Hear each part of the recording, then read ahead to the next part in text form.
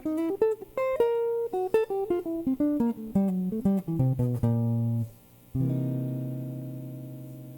guitar fellas, welcome to this video. I'm going to play a lick in 1-6-2-5 in C over one chord per measure. So it's going to be C major, goes to one bar of A7, one bar of D minor 7, and one bar of G7.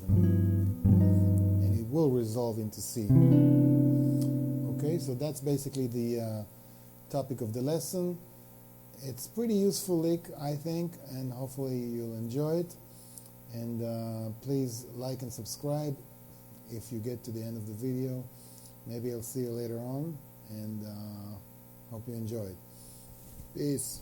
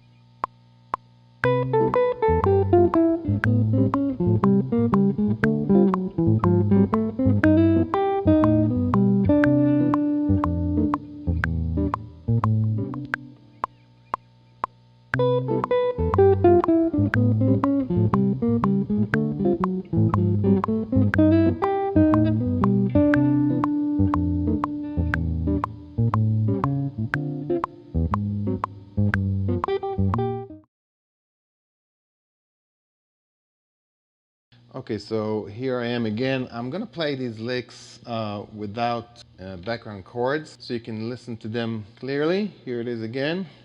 Here's the lick.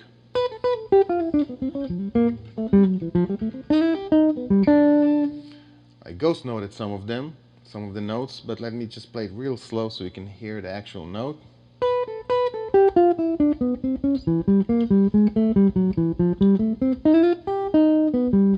I had a little glitch there. Let me do it again.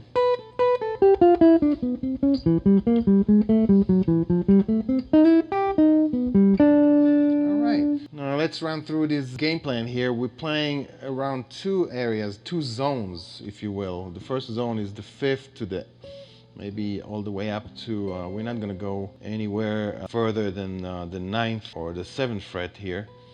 You know, so we're going to stick to the area of the 5th fret here. That's the zone we are basically employing. And then we're going to jump into the second zone, the 2nd fret zone, which is going to go all the way up, stretch between, as far as we're going to go here is going to go between the 2nd fret and the 6th fret, which is 2 tones, 2 steps above, right? That's a stretch. When you have like 2 steps above a note, that's a stretch. So when you're playing in the area or any zone of the guitar, you don't want to, traditionally speaking, you don't need to play higher than 2 steps above any given fret.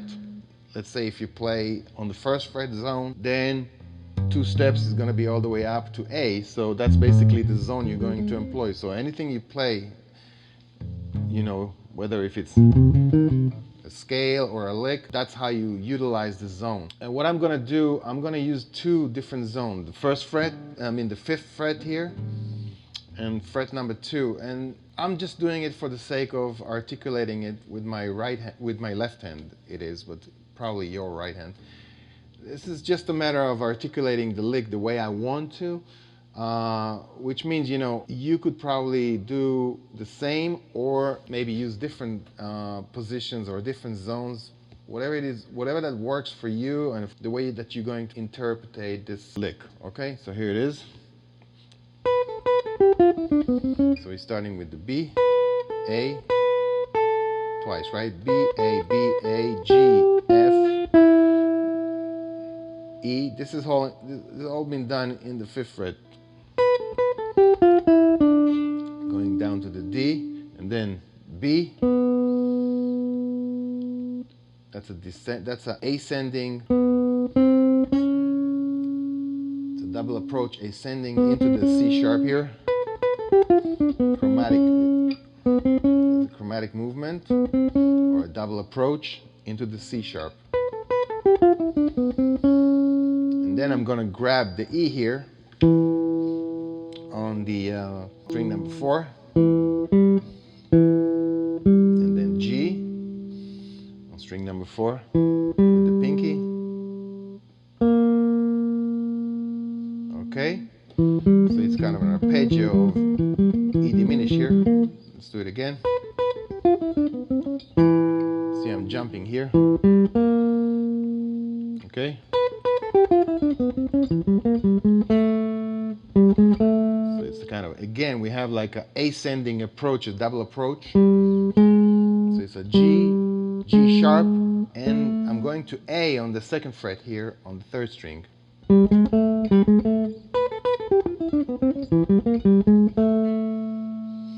Now I'm going to have a descending approaches. Okay. That's a kind of a chromatic, almost like a chromatic movement, but not quite, because instead of going straight into F, you're going to resolve into F from the E here. Okay. Again, I'm going to start it from the beginning.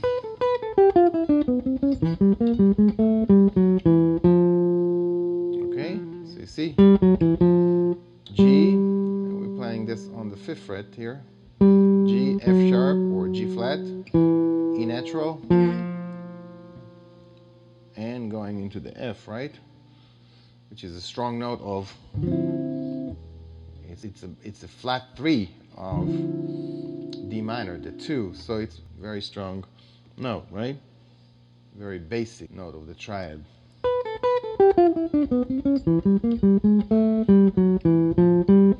Right, so we have F, G, A, C, and then we're going to glide into the E, which is a nice little, it's either the 9 of D minor, the 9th, or the 13th of G, 7. I'm going to glide into it, and then play the G here. I'm kind of in the 3rd position here, so it's kind of, it's a kind of an arpeggio. You have the G here, the root of that chord of G7 sharp 5. So I'm playing it. You can notice my fingerings here. You can play it like that too, but I'm playing it with 2 fingers only. Right, so it's G, D sharp, B natural, and the G here. We're on the 3rd area here. See, I'm moved into the area of the G.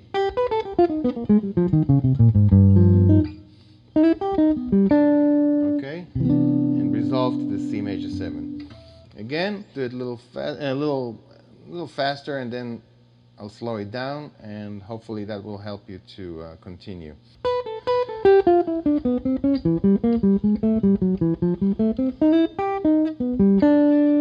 That's the slow one, actually.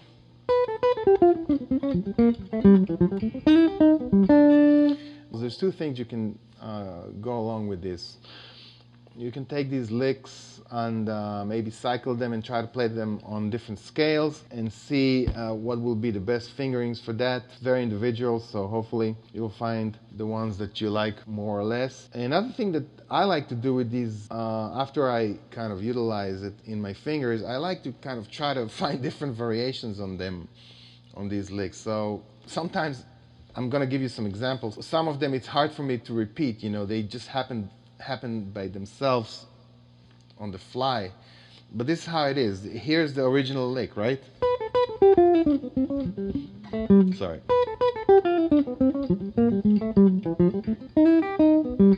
Okay.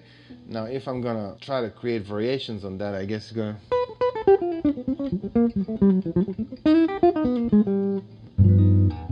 okay. And then when you start using like a different rest or space in between, then a lot of things can happen.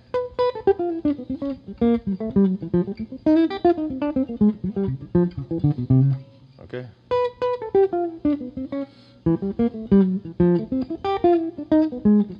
Okay, so that's basically something I never played before, I think, or maybe I did, wrote it down or anything. Here it is.